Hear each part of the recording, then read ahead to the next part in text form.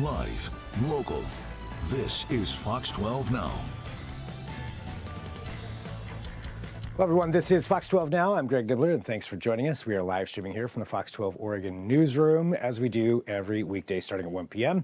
And thanks for joining us. Right now, we are talking about what's going on in Harney County in southeast Oregon around Burns, and that is the flooding that's been occurring there. This flooding has been going on for a few days. It's taken over a good section of the town, and we get some more insight on that in this interview that we're going to be talking about, but we also discuss what's coming up, which is the potential for more flooding with some warmer weather and some more snow melt coming down in there. But we wanted to see where the city is at right now, and we're going to continue to update you on this. We did a couple of interviews on this yesterday. Today we talked to Lottie Presley from the Harney County Sheriff's Office just about some of the different things that they're seeing.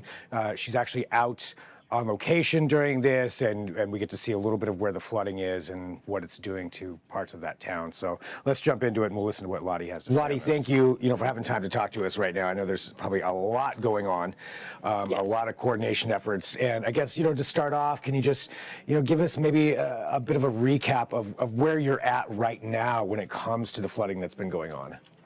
All right, so you've probably seen the majority of the flooding that's been shown so far on social media and on the news is the North Triangle Park area, which is on North Broadway.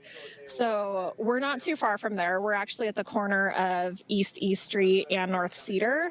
So kind of to the north west of me is where that park is at. Gotcha. Okay. And how, at this stage of the flooding, how much is still there in the city, and how much are you dealing with, I guess, right now for this day? Oh man, there's a lot. So yeah, there's still quite a few feet in the Triangle Park, North Broadway area affecting the Broadway Trailer Park. Several floods are flooded, and as you can see behind me, there's still some high waters through here in this neighborhood. So we're still on the northern end of Burns, but it actually impacts this whole eastern section of town down to Highway 78 and is flooding down actually towards our fairgrounds to some extent, very slowly though. So you're still seeing water rising? I'm told by others who have been out around today that it's come down some. But it's still coming through. We're expecting another increase come Wednesday, actually. And then kind of on that note, too, while we're talking about it, we also have some floodwaters out in the county, several miles from town as well, where county roads are washed out.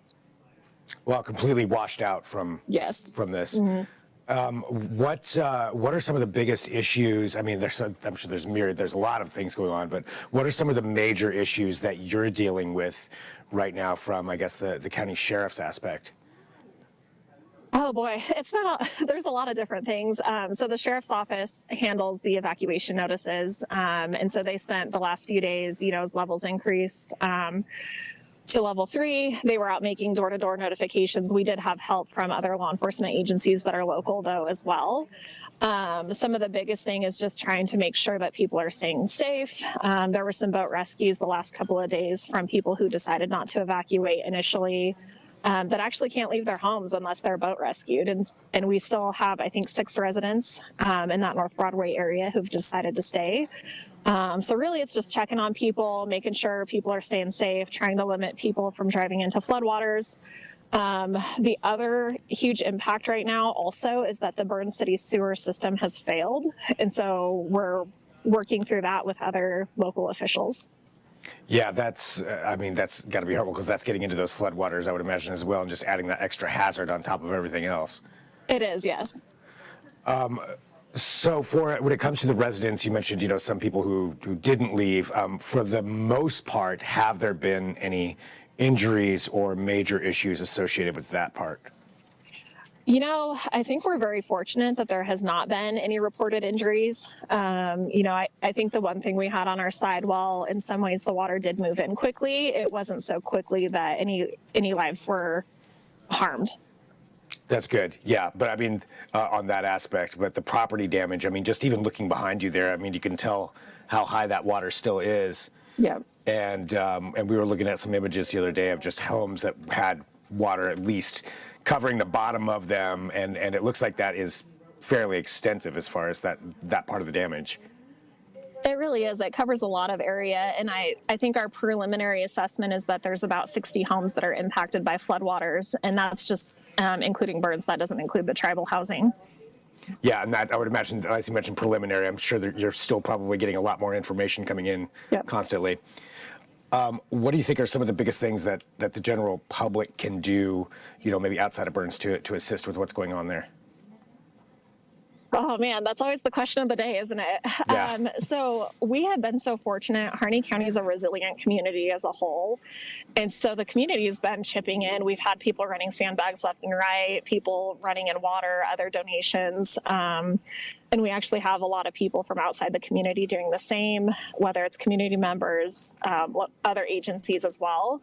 I think the biggest thing is staying safe, but also staying out of the flooded areas, because we did have a lot of people driving through where they really shouldn't, because there's a lot of debris. We had, I think, pictures of railroad ties that had washed through one of the streets. So it just, people need to be respectful of that and try to stay out. Yeah, I didn't even think about that. Things that have been washed out and running down places where they're not supposed to be, that probably they're not even paying attention to. Let's see, for what's happening right now, you mentioned, it's anticipated that there's possibly some more coming up as far as some melting snow water. I know that snow melt, that could be coming down in there. And so do you feel that you're adequately prepared for that, or have enough resources for this potential new flood that could come in? Well, we're always evaluating that. We always have new resources coming in, teams shifting in, shifting out. So I think we're as prepared as we can be at this point, but we're always evaluating that throughout the day. And you've been working with with a bunch of different agencies as well, is that right? How's that coordination effort been going when it comes to both services there in Harney County and Burns, but also the outside services that are coming in to help? Oh man, it's been a blessing, and it's been overwhelming to an extent, just because we do have such an outpouring of agency support. We've had other sheriff's offices send support. Like I'm sure you saw, Deschutes County Sheriff's Office sent their Swiftwater Rescue Team out. We have an emergency manager from Union County actually on their way down here as we speak. We also have the Oregon State Fire Marshals, OEM's here, ODHS, OREM is here. Several, tribal liaisons as well. And that's not including our local partners, our local agencies, the city of Burns, city of Hines, the county, everybody that's here on the ground. And, that's good.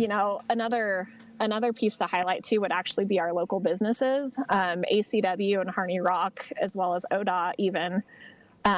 They've been solid as far as supplying our rock for sandbags. They're also the ones working on the dike. In addition, bringing that up as far as the business side of things, you said about around 60 homes and estimated. How are the businesses handling it? Have they been flooded as well as downtown, anything like that? So far, downtown's not affected, other than they are on the Burns City sewer. One thing though, our butcher shop here locally is impacted, and they're actually looking for freezer space, trying to get some of the meat moved out of there. So if anybody is there and has freezer space, that might be something they could help out on. When it comes to that sewer side of things, was there any estimation on how to get that handled, or is it stopped as far as leaking into those floodwaters, or is that just going to be an ongoing issue? Well, my understanding, and by no means am I the expert when it comes to the sewer system, but in speaking with our public works head here locally, as long as we have floodwaters, we're going to be dealing with our system overwhelmed. And I would imagine a lot of that is going to have to happen after the floodwaters recede, and then clean up and assessment and what goes on there. Well, thank you, Lottie, too, for having time to talk to us. I appreciate it. And absolutely. Also, how are you doing? You're there working in the middle of all this, but also dealing with it as a person as well. Yes. I mean, are you doing okay? Oh, yes, absolutely. Thank you for asking. I too am a resident of Burns, actually, and so we're impacted in some way. I'm thankful, though, we're not within the flood zone. However, that could change depending on what we see happen next. But, yep, I'm doing great. Thank you. Good, good. Well, Lottie, thank you, for joining us, and thanks for having time to talk about this. Really appreciate it, and you showing us, what's going on there, and just getting a better idea of what's happening and anything that people can do to help. So this is good. Thanks, Lottie. Yeah. All right. Thank you. Have a good day.